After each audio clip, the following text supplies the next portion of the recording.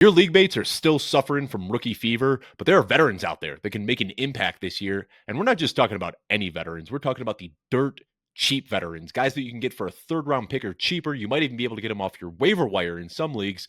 Jeff, we went through and we looked, and last year there were some guys, Chuba Hubbard, Juwan Jennings, guys that we're going to talk about today that are valued similarly that ended up making an impact on their team. Yeah, absolutely. There are players out there, they're forgotten about, they are viewed as already having lost camp battles, those types of things, and they can be contributors. I mean, if we remember last year with Chuba Hubbard, that's a great call out there. We had Jonathan Brooks. We were very excited about Jonathan Brooks, but he just couldn't clear the injury hurdle. And now he's lost another year, and Chuba Hubbard's established himself. Juwan Jennings, the situation got created for him with Pearsall missing time, with Brandon Ayuk, what happened with him, and then Deebo Samuel's, his struggles as well. And so any of these situations, you're looking at these veterans, ideally veterans on good offenses potentially, or players in ambiguous situations that can step into some value. Well, players on good offenses. I don't know if that's necessarily the first guy we're going to talk about here, Jeff, but why don't you lay it on us? Who's the first guy that you want to talk about? And just so the parameters are clear, what we did, we looked at Keep Trade Cut. And if you look at Keep Trade Cut, a website that we use often that kind of crowdsources rankings, there are rankings or there are picks that are kind of folded into the players. And what we did is look at a third round pick. The most expensive third round pick right now would be an early 2025 third round pick. That was kind of our threshold. And we only looked at players below there. So Jeff, start us off. Who's the guy that you'd like to talk about? A veteran that you can get right now for almost nothing. Chig Okonkwo, for me, Chig Okonkwo with the Tennessee Titans. He should have dramatically upgraded quarterback play with Cam Ward coming in there as the number one pick. Wide receiver room outside of Calvin Ridley is wide open there. We've got some rookies that we are excited about potentially getting spots. Maybe Tyler Lockett has something left in the tank. But really, when you look at Okonkwo, he's, like we've talked about in past episodes, some of these move tight ends, some of these lighter tight ends. We talked about Ronnie Gadsden in our last episode as a player that can step in there. And that's really what Okonkwo is. He is one of these tweener type tight ends. He's very, very explosive, athletic. He's not your traditional inline tight end. They went out in the draft. They went out and got Gunnar Helm in the fourth round, and Helm does kind of profile a little bit more as that inline type player, especially probably to start his career.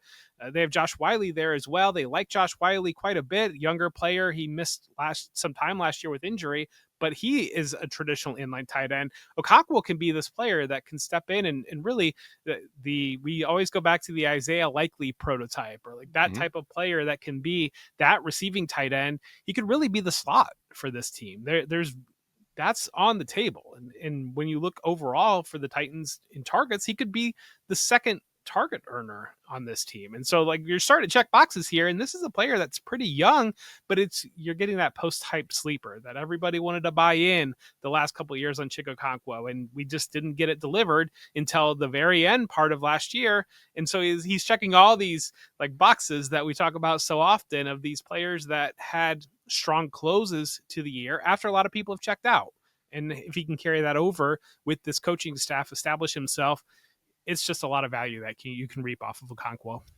Yeah, and I kind of tongue-in-cheek, you said you want to target good offenses. That's not always the case. I think the opposite end of that, though, rather than targeting good offenses, is you can target the ambiguous offenses that everybody just assumes are going to be bad. And I think a couple of months ago, that was kind of the Jaguars. I think now with Travis Hunter there and some of the buzz that we're getting out of camp, those guys are starting to go up in value. But for whatever reason, people have just decided that Cam Ward isn't good and the Tennessee Titans aren't going to be good. And I think that there's a lot of value to be found here. On the show that we had recorded earlier this week, we talked about Shamir Dike, and we talked about Alec Aomanor, some other guys in this ambiguous situation. And I think we're not assuredly saying that Chig Okonkwo is going to be great or Shamir Dike is going to be great, but these guys are all so suppressed in value because of the uncertainty that it makes it worth going out and getting them. And like I said, we compared to Keep Trade Cut right now, Chig Okonkwo is being valued as a late 2026 third round pick. I mean, we love rookie picks, right? Like the allure of the unknown. You never know what you're going to get, but the reality is a late third round pick is very, very rarely going to hit. And Chig Okonkwo is a guy that you were probably spending a late third round pick on a couple of years ago. Now he has maintained a role in the NFL. We like the athleticism here. This guy ran a 4.52 40-yard dash at 243 pounds, which is just absolutely absurd. And we saw it just last year. There aren't a lot of tight ends that can score from anywhere on the field. Jeff, I can't remember the number off the top of my head, but I think it was a 70, 80-yard touchdown he had at one point That's the type of game-breaking upside Chig Okonkwo brings to the table. And when you look at the rest of the guys in this Tennessee Titans receiver core, of course, you got Calvin Ridley, your prototypical X, and behind him, it's Tyler Lockett, Traylon Burks, Van Jefferson, Shamir Dike, Alec Minor, Xavier Restrepo. Really a lot of big question marks. So when you talk about Okonkwo potentially being the number 2 target on that team, I don't think that's far-fetched whatsoever. Yeah, and real quick, do you know what team led the league in pass attempts last year? I would guess the Cincinnati Bengals. They were number 2. It was actually the Cleveland Browns. And Wow. you know where the Cleveland Browns ended their season, obviously earning the second pick in the draft and ended up trading that. So, yeah, you talk about some of these bad offenses that they can just push through with volume. And that's what you're kind of looking at potentially here. And in Chig Okonkwo, during our fantasy playoffs last year, week 15 through week 17, he was tight end 6 overall. And some of these deeper leagues that have a tight end premium, that opens up, you don't want Chig Okonkwo to be your tight end 1. But at the same time, if you're in a league with a tight end premium and he does have that target earning ability, he's either going to be an injury cover, he might be a flex option for you. There's a lot of different paths to utility. The guy I want to talk about next, Jeff, is a guy that I talked about quite a bit last offseason, and it feels like we just got, stolen. We never got an opportunity to see what Marquise Brown would look like in this Kansas City Chiefs offense, but basically all the same talking points that I had last year, I'm just re-rolling this year, and now you can get him for way cheaper. Right now he's being drafted or valued as the wide receiver 75, 212th overall, which roughly equates to an early 2026 third round pick. And this is a former first rounder. And we saw like this was a first round pick who landed in Baltimore. And at that time, this was very early in Lamar Jackson's career. They were a run first team. They weren't doing a whole lot, but the underlying peripherals, when we looked at what Marquise Brown was doing on a per route basis, was great. And that's why we wanted to invest in Marquise Brown. He finally got out of Baltimore. We saw this short little stretch in Arizona where he was playing well. DeAndre Hopkins was suspended. He was the wide receiver 1 there in Arizona, and he was the wide receiver 6 over the first month of the season. Of course, then he got injured. And then he went to Kansas City next year, and we said, well, look at that small sample from his time with Arizona, and then he got injured again. And now going into this season, he's presumably healthy. I mean, the big theme of Marquise Brown's career so far has been injuries, and of course, we want to see him healthy out there. But this is a guy who can win at every single level of the field. In the small taste that we've seen him in a pass-heavy offense where he can be one of the focal points, he has been a wide receiver 1 in fantasy football. I don't think that's his upside here now with Rashee Rice and with Xavier Worthy, but this is an offense that we know spreads the ball around quite a bit. Marquise Brown does have the speed to get behind defenses. He's a little bit better at ball tracking than Xavier Worthy. So whether it's in the short, intermediate, or deep parts of the field, Marquise Brown is a well-rounded receiver that's probably going to be on the field in 3 wide receiver sets. And we started off the show talking about wanting to target some of these veterans that are in good offenses. We know that this offense should be a little bit better than it was last year. So much ado was made about the Chiefs taking the air out of the ball and these cover 2 high shells. Well, that probably played something to do with it. I think a lot more had to do with Marquise Brown going down in the preseason, Xavier Worthy being a rookie, Juju Smith-Schuster being banged up for the entire season, and Rashee Rice suffering a season-ending injury in week 3. Now with this whole slew of wide receivers back and healthy in Kansas City, I think we could see Patrick Mahomes look like the player he was a few years ago, and Marquise Brown can be one of the biggest beneficiaries in this offense. Yeah, and I think it's interesting because it seemed to be about a month ago, I think people kind of caught on that Marquise Brown is Marquise Brown and he's healthy and there's potential opportunity for him to be the wide receiver 3 on the field all the time for the Chiefs. And it seemed, at least what I was seeing in drafts, it seemed like he was heating up for a little bit. And then there was a news item that came out about how Jalen Royals was running in 3 wide receiver sets with Rashee Rice and Xavier Worthy. And it was like, as soon as that happened, it was like any momentum on Marquise Brown seemed to just die off. And I think it's interesting because beat writers do a very good job, and beat writers know what their job is, and beat writers know that they're going to get a lot more questions about how is Jalen Royals looking than they are going to get questions about how is Marquise Brown looking. So you drop a report in there about Jalen Royals doing this, and maybe Marquise Brown is also running in 3 wide receiver sets, but you know where one is going to head relative to the other, and smart beat writers know how that's going to play out. And, I don't want to like galaxy brain this too much, but in the preseason game where Marquise Brown got hurt, he was running like every single route. Like he was out there. He got hurt on a deep attempt, and we were getting a lot, like a strong drum beat out of camp last year before that injury as well. So, still relatively young. This isn't like a super old veteran. It's just kind of that out of sight, out of mind. He was hurt all of last year. He was hurt the second half of the 2023 season as well. He also got hurt in 2022, and he dealt with injuries during his time in Baltimore. So I think it's one of those fatigue things where we just have known the name for so long and it's never really come together. But he is so cheap now that I think you're just kind of re-rolling on the prospect. And now he's in a much better offense, a much better situation, and coming significantly cheaper than he ever has been before. So definitely not a sure thing, but nobody that we're talking about on this show today is going to be. Jeff, who's the next guy you'd like to talk about? Yeah, it's Jerome Ford for me. And I think Jerome Ford has been really, understandably forgotten about with the additions of Quinjon Judkins, with Dylan Sampson coming in there. It's easy to kind of push Jerome Ford out of sight, out of mind. One with a kind of unsettled quarterback situation, questions about the quarterback situation. Jerome Ford is the veteran in that room. And so he probably will start with the valuable pass down snaps. And so that's part of it.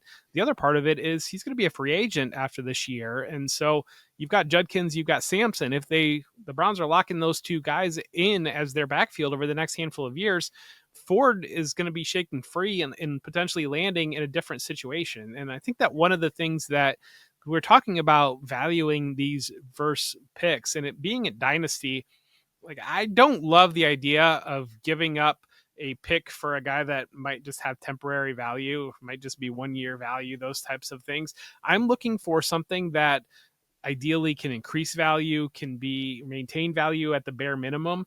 And so I think when you look at Ford, the potential low level utility of him, I mean, again, we are digging deep here and we're trying to look for a way past 200 and looking for relevant running backs past where the threshold that we're looking at gets a little bit difficult. But I think Ford is one of those guys that bye weeks, injuries can hit your lineup occasionally, especially if he does have that passing work. And if it's somebody like Kenny Pickett at quarterback that's going to be dumping down potentially to running backs, there's some PPR utility potentially sitting there. But I think two, real quick, I the just want to say ability I to, think Joe Flacco would also be checking yeah, down, like no mobility at this point in his career. We've also seen Shedeur Sanders doesn't push the ball downfield that much, so I think there's a lot of check down quarterbacks in this offense. yes, and again, the ability of him being a free agent and the you don't know where he's going to end up, I think is always interesting for me with running backs because everybody was ready to throw Javonte Williams out for nothing, and then he lands in Dallas, and it seems like the shine is off that one a little bit at this point in time. But certainly when that signing came through, there was a lot of excitement about that.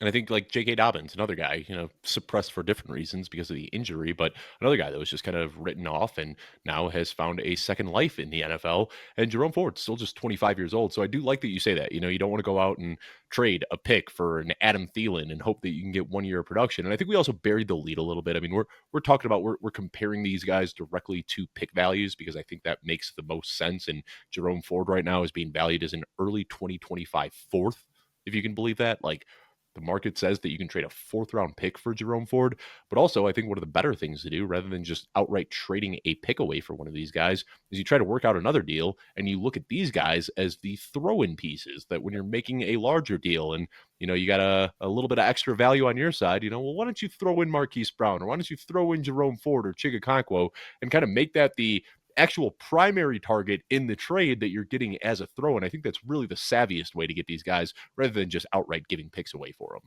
Yeah, that's something that I've talked about for a long time when you're looking at a dynasty trade and these under the radar players, because you walk into somebody and you say, I want Chig Okonkwo, they're going to say, well, wait a minute. Man, I Why? want Chig What do Okonkwo. you know that I don't? Why? What do you know that I don't? I want him. Whereas it's, I call it changing the eye line, where you're kind of, you're looking at these up here, you're thinking about these big pieces.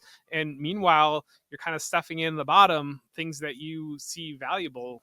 And I think it's so funny because I'll get reactions to like trade offers, and it'll be because I'll basically break players down at the end of a roster on like I do think he's valuable, or like this guy is just a fill in, and I'm trying to make the numbers work out here, and I'll get so many, like, you'll have these fill-in guys that you're just like, well, I'm really offering you a 3 for 2, but if I offer you a 3 for 2, you're gonna be like, you're offering me a 3 for 2. I'm gonna make it a 3 for 3, and then they're actually be like, well, I don't know about this third guy, and it's like, but like it doesn't matter. Whereas like some of Right. these guys I think do matter, and the ability to treat them in the ways that might be viewed as not mattering. And I think what you can also do is try to find where there might be like small, what you consider to be inefficiencies in consensus rankings, where you see like, hey, Marvin Harrison is drafted ahead of or ranked ahead of Jackson Smith and Jigba right now. I have those guys in the same exact tier. So let me offer my Marvin Harrison and in return get JSN and one of these guys that we're talking about today. So there's creative ways to get these guys. You don't just have to outright give picks, but I think for the graphics that are I don't know whichever side they're on, for the graphics and for the ease of conversation today, we're going to talk about some picks. But yeah, there are more creative ways to get these players as well. And don't be afraid to get the ugly player. Get the players that are, are negative news about them, or like just not being talked about, those types of things, because stats are stats, and we're playing a math-based game, and it's like the Quentin Johnston corollary of, Yeah. you might think Quentin Johnston's horrible and all these other things, but he's probably going to end up with 700, 800 yards and 5 to 8 touchdowns and give you a couple weeks here and there. And so that's like things like that are just not the new hotness. Is when you're looking in trades, that's a way to get trades done as well. And you want to talk about dirty players, Jeff, these ugly players that nobody really wants. It consistently blows my mind that in Dynasty, we're playing the long game here. And I know a lot of people say they want to play in these like 1, 2, 3 year windows. I'm trying to play a little bit longer than that. And Cole Kmet is a guy, for instance, that we know is like relatively young, has good draft capital, has always kind of flirted with tight end one production. And then as soon as Colson Loveland gets drafted, his dynasty value falls to like tight end 25. And I'm saying go out there and get Cole Kmet. Of course, like, sure, things are going to be bad short term while he's in Chicago with Colson Loveland. But the reality is he's probably hitting free agency next year as a 27-year-old. And we just saw what happened with Evan Ingram and Jonnu Smith and all these guys who saw these second team breakouts at tight end. And still, year after year, we're so reactive. And when I say we, the market's not you and I, Jeff. I think we're better at being patient and kind of sticking to how we feel about these players. But we see the markets just react so aggressively to draft picks and change situations. And I think Jerome Ford, the guy that you just talked about, is a perfect example of a guy who just completely had his legs cut out from under him in dynasty value. And the reality is he's going to hit free agency next year and could end up spiking in value. So Yeah, and I like that call out quite a Ford bit. is going to play meaningful snaps for the Browns this year. Cole Kmet, Yeah, I feel like, is almost the exact opposite of what we're trying to do here on the show, because it's Cole Kmet is like trade for him in like week 8, when that team has like looked at him and been like, I right. can't start Cole Kmet. I've looked at him for 8 weeks. I can't start this guy. And you've got whatever plug-in running back that Sincere McCormick or however it might be, that like that's where I like the Cole Kmet targets for trades, like those types of things that we know that value will rebound and be more valuable in the future. But somebody has looked at this guy for 10 weeks on their roster and never once thought about putting him in their lineup, then they're going to kind of be like, I mean, my running back hole right now is really killing me, and I could play this guy, sure. Yep. It's just when I see a guy, I mean, I'm looking in October. He was the tight end 9. And then all that happened was an offseason and he fell to tight end 29. That's just not right. That is overreactive for a young player. And that's why I didn't talk about him on the show, because I think he is a guy that you can get, in season for a little bit cheaper. But again, just not overreacting to every little bit of news that comes in. I think that's where you really get a big edge in Dynasty. All right, Jeff, back on track as we do often. We got off on a little bit of a tangent there, but let's reel it back in, talking about some veterans to stash that you can get for really cheap in trade negotiations. And this is a guy you might not even need to trade for him. You might be able to just pick him up off the waiver wire. Mike Gesicki right now is being valued as the tight end 35, 256th overall. Value is being equated to a late 2027 third round pick. And Jeff, we talked about Mike Gesicki quite a bit when we did our divisional preview episode. That's audio only. If you want to check that out, you can find that on Apple, Spotify, wherever you listen to your podcast. But when we were discussing the AFC North, we were looking through the team projections, we said, yeah, of course, Jamar Chase is going to get his, T. Higgins going to get his. Mike Gesicki might be third on that team in targets. And this is a team that we just talked about, was second in the league in passing attempts last year. They made a handful of small investments on the defensive side of the ball, but this is still not going to be a good defense. They're going to be throwing the ball a lot. They're going to be throwing the ball often. And Mike Gesicki, like you said with Chig Okonkwo, kind of is that slot receiver there. They haven't had that guy that can step up as a slot. I think they were hoping they'd get it from Jermaine Burton, and that hasn't panned out. Andre Yosevich comes in occasionally to be that flanker that can stretch the field, but we see Mike Gesicki working across the middle of the field, kind of being that underneath safety blanket while Jamar Chase and T. Higgins work the boundaries. And for whatever reason, I think it's just because he has never really had that huge breakout. He's never given us a top 3 season, but Mike Gesicki has quietly just been a guy who is a pretty important piece of every offense that he's been in. And now he is on one of the best offenses in the league that's going to throw a lot of passes. You can get him for close to nothing right now. And I think that, it's very likely that he could be a top 10 tight end this year. And they gave him a multi-year contract too. So it's not just kind of a 1-year lease. You might be able to squeeze 2 or 3 years out of Gesicki in this Bengals offense. And I feel like I need football to start because I'm sitting here looking at Chig Okonkwo and Mike Gesicki and thinking, if that's my tight end room, I don't hate it. And I feel like I need like these games to happen because either that's tremendous value between those two players. You need Chig Okonkwo to get 2 targets, yes. So you could say, oh yeah. Mike Gesicki playing 38% of the snaps because he can't block anybody. And Chig Okonkwo getting 2 targets week 1 and be like, okay, I can move on now. But no, I agree with you. And like I said, I'm there. And when I'm looking at, I feel like for looking at these types of players and thinking with this mindset of immediate contributors, think a little bit more with a redraft hat on. And like when I'm sitting here at the end of a best ball draft, or like I haven't done a lot of redrafts yet, but like if I know that my best tight end score is going to play, I'm seeing Chig Okonkwo and Mike Gesicki sitting there as like my tight end 2 or tight end 3, thinking if I only get their best games, I like that quite a bit, I think. And so that's where I think it's really good call out. Again, the Bengals second in the league in pass attempts. I think that there was early in the season, maybe Jerome Burton turns it around and he comes in and is something else completely. But I think they gave. We're not talking about him on today's show. And I think they gave Andre Yosevich every opportunity to kind of be that wide receiver 3. And I think that they've kind of figured out that Andre Yosevich can do some things, but maybe they're better without the ball in his hands type things.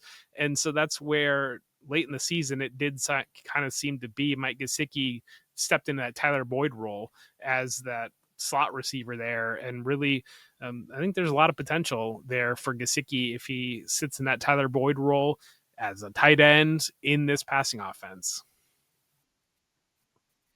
And, last year, Gesicki was 12th in targets among tight ends, but you do talk about over the second half, and that's kind of where my mind was. So I pulled the numbers. If you look from week eight onward, he would have paced over 17 games for 104 targets. That would have been 5th among all targets last year, or among all tight ends last year. So I'm glad you called that out because early in the year, they were kind of trying to make Yosevich that guy that could step up and be on the field. And then about halfway through the season, they just said, no, we need to get the ball to Mike Gesicki. He's actually doing pretty well. They stopped asking him to block.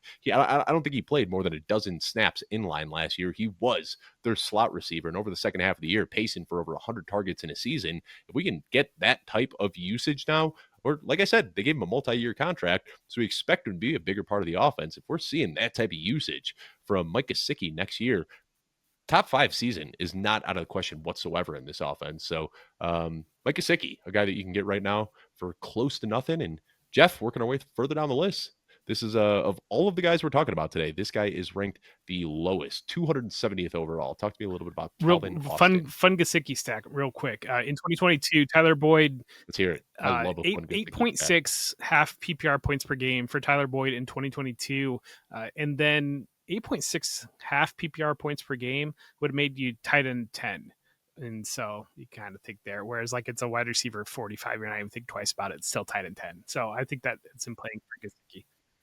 Especially in the tight end premium league, if that's what we're looking at, in Dynasty, we know these high target guys are the ones that end up being more valuable than the touchdown guys, the guys that just fall in the end zone a bunch. And I just can't get over the fact that he was pacing to be top 5 in targets over the second half of the season. And it seems like, and so my pick is going to be for my last player, Calvin Austin, here with the Steelers. And I think that Calvin Austin is really presented with an opportunity to be able to grab that wide receiver 2 job in Pittsburgh. And when you look at what Aaron Rodgers, especially what he did a lot of last year, but even think about Devontae Adams, there's a lot of screen passes, RPO type actions within Aaron Rodgers' game.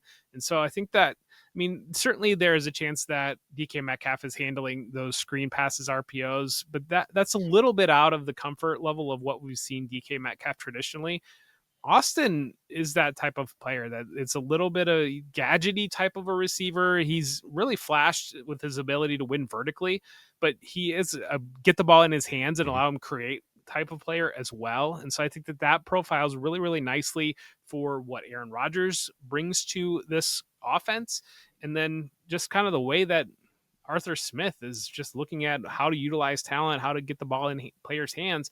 Austin is just an interesting piece when you look at the rest of the receiver room here, because you've got Robert Woods. Robert Woods, when he was younger, would run some of those jet sweeps, those types of plays, but he's kind of moved a little bit more into the Andre Yoshivas type of a receiver that he's going to block the heck out of you. But I don't know if we're going to try to get the ball in Robert Woods' hands. And then Roman Wilson is fighting through missing his rookie season and really needs to step in and solidify himself there. It's wide open. I mean, maybe it ends up being Alan Lazard when we get closer to the season. Who knows?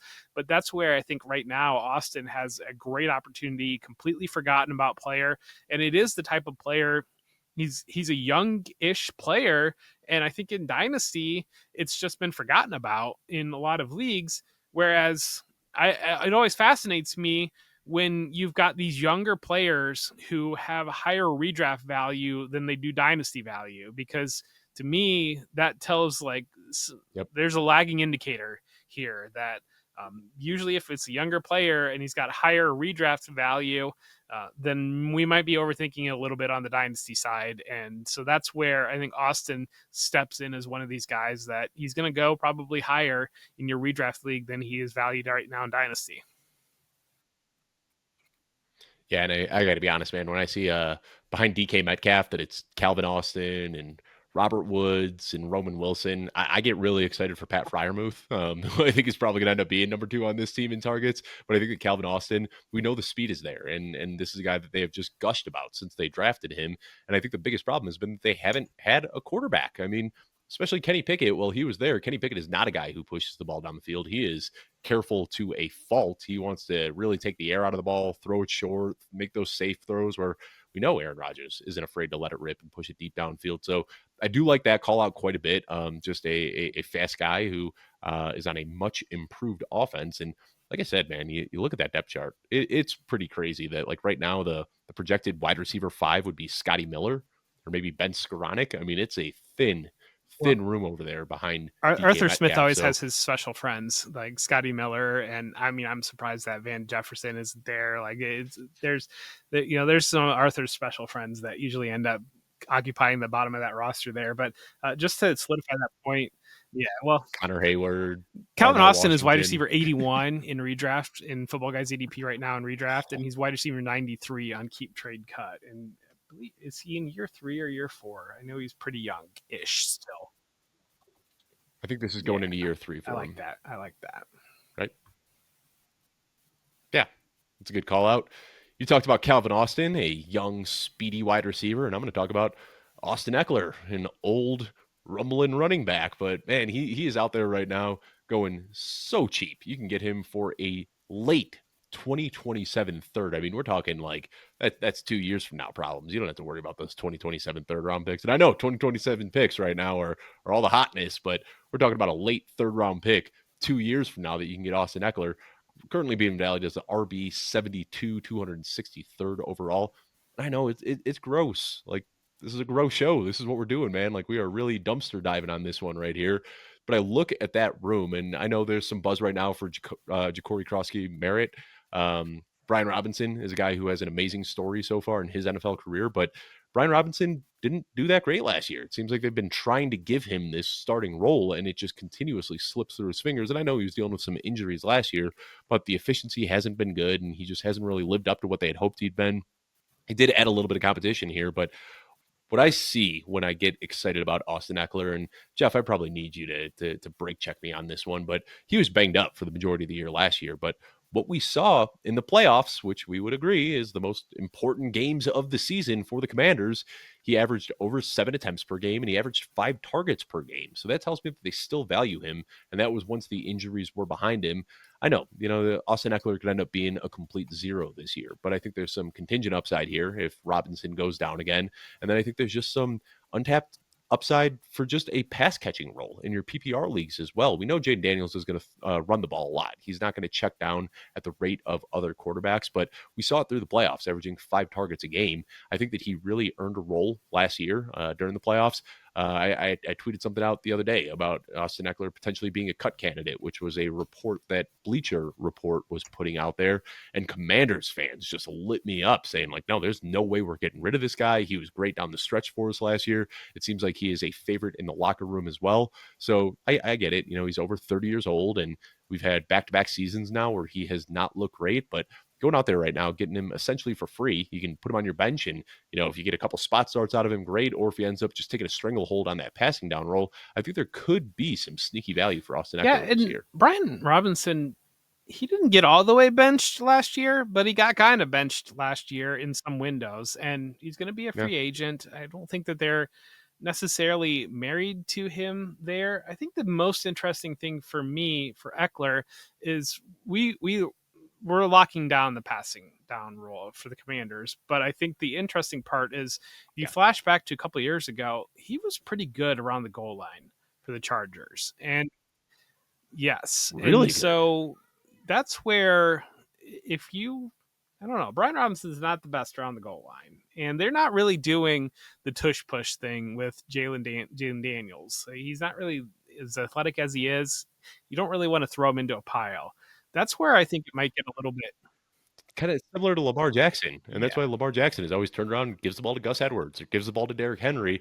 We might see Jaden Daniels do something similar. So if Ekeler were to snatch that goal line role and then add that on top of the passing down role, that's interesting there. And this should be a very good offense with year 2 with Jaden Daniels and adding Deebo Samuel there as well. And so adding more pieces there, you would think that they're going to be strong. And so I like this call out here as a player that you're going to get some usable weeks out of Austin Ekeler, and it could break in the favor where Austin Ekeler is kind of the main guy for the Commanders. Yeah. So one of those that, I didn't expect to be caping up for Austin Ekeler this year. I can tell you that much. But when I see him being valued this low, I'm willing to take a shot and see if I can get him on my dynasty rosters and we see how don't it shakes love out this year. We don't love or hate players. We love or hate values. So, and that's kind of really what we're trying to do here. And Ekeler is one of those potential values. Well, there we go. Veterans to target in your dynasty leagues: Marquise Brown, Chig Okonkwo, Mike Gesicki, Jerome Ford, Austin Ekeler, and Calvin Austin. Jeff, I don't know about you, but I think I need to brush my teeth and take a shower or something after this episode. To be fair, my guys are still kind of youngish, so.